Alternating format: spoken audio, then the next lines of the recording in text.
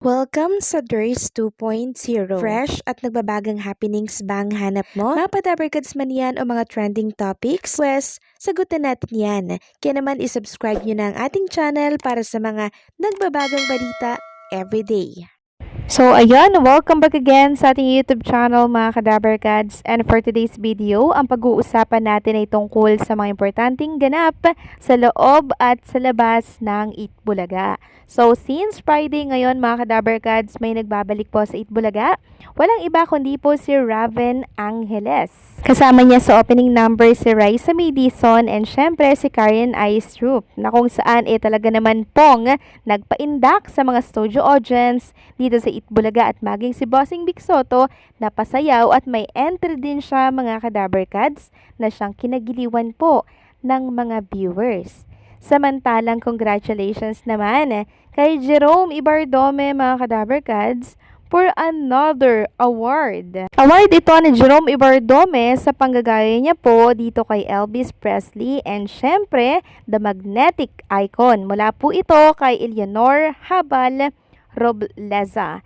Sabi nga dito mga Kadabarkads, sa Meta AI po, ibig sabihin po noong award na to, the image represent a unique and creative way to celebrate Jerome Ibardome's 20th birthday. The frame artwork combines a neon rock and roll sign, a guitar, a photo of Jerome Dove, the magnetic icon, and the clone of Elvis Presley. The overall design is creative expression of Jerome's personality, interests, and style blending music, art, and pop. Wow, congratulations Jerome Ibardome and maraming salamat po sa nagbigay ng award na to kay Jerome. Samantalang kasado na po ang guesting ng isa pang clones natin mga Kadabarkads para po yan sa Router Arkia TV. Sabi nga dito ni Lucky M. Robles, Dabarkads, mamaya na po ang aking guesting sa birthday show ng aking Kuya Pastor TV. Beyond Laughter, a Christian comedy birthday special. Nagaganapin po yan sa CLGF Main Event Center, 7:30 p.m. po yan. Kung gusto nyo pong bumili ng ticket, eto po yung contact number mga Kadabarkads.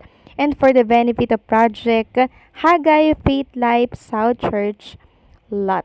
And syempre, after po ng guesting niya sa Beyond Laughter, siya po ay mag-guest din syempre sa Clowns Republic Comedy Bar ni Alan Kay. Sabi nga dito, good morning Dabarkads. After ng event ko sa Beyond Laughter, diretso tayo ng Clowns Republic Comedy Bar.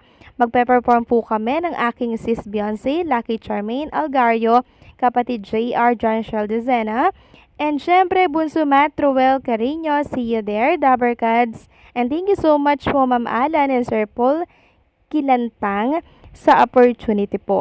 And speaking of guesting nga mga Kadabarkads, eto po at naglabas ng dalawang picture.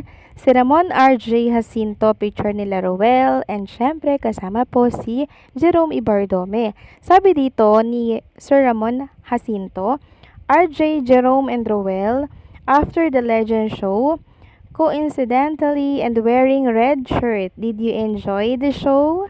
And speaking of Jerome Ibardome mga Kadabarkads, sabi nga po ni Ma'am Christina Ignacio, umuulan po ng ticket reservation. Huwag na daw po kayong magpahuli at mag-reserve na. So isang patunay lamang ito mga Kadabarkads na talaga naman pong marami ang nagkaka-interes na panoorin itong si Jerome Ibardome.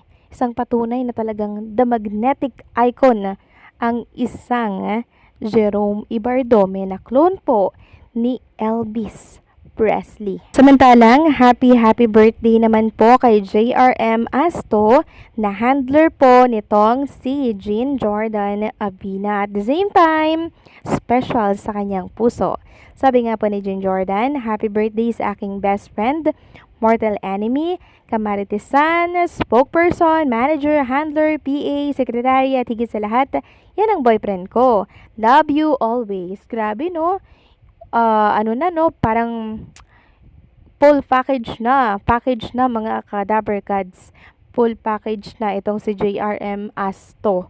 So siya lang sapat na para kay Jean Jordan Abina. Samantalang next topic naman tayo mga ka-Dabarkads. Pag-usapan po natin ang tungkol dito sa nakakalungkot po na balita na pagluluksa po ng isang Dabarkads natin na isa po sa mga miyembro ng sex bomb dancer mga ka-Dabarkads. So kasama po siya ni Rogel Pangilinan at malapit po siya sa TBJ. At katunayan po niyan, nakakatapak po siya dito sa Itbulaga, no, TV5.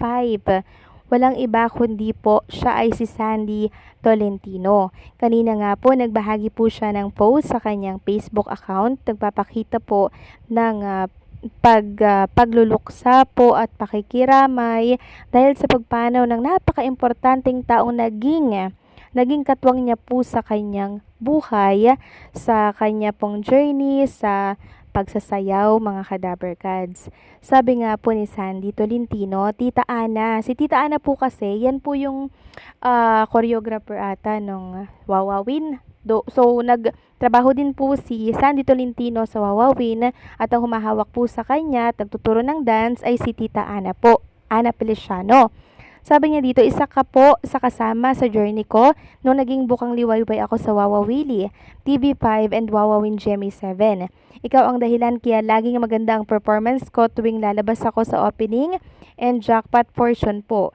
Grabe ang build up mo sa akin tuwing sa show natin. Hindi kita malilimutan. Nakatatak ka na sa puso ko and sa lahat ng turo mo sa akin. Thank you so much. I love you so much po. So bumuhos po ang pakikiramay mga ka-Dabarkads dito po sa naging post ni Sandy Tolentino. So nakakalungkot lang mga ka-Dabarkads dahil talaga pong dito talagang punta ng lahat, no? So sabi ko nga po, una-una lamang yan. Pero syempre, meron pong mga, alam niyo yun, parang hilaw pa po, pero kinukuha po sila agad. Siguro ganun lang talaga yung buhay. Siguro hanggang dun lang talaga yung buhay mga ka-Dabarkads. Tapos may isang reporter pa, no? Anak po ata ito ni Kuya Kim. So, yung anak naman po, nagpatiwakal po mga ka-Dabarkads sa ibang bansa dahil po yan sa anxiety. So, ang dami pong magkakasabay na talagang nawawala dito sa showbiz industry. So, nakakalungkot lang mga ka-Dabarkads kasi hindi pa natatapos ang 2025. Talaga naman pong eto po at may mga pahabol pa po na pumapanaw, no?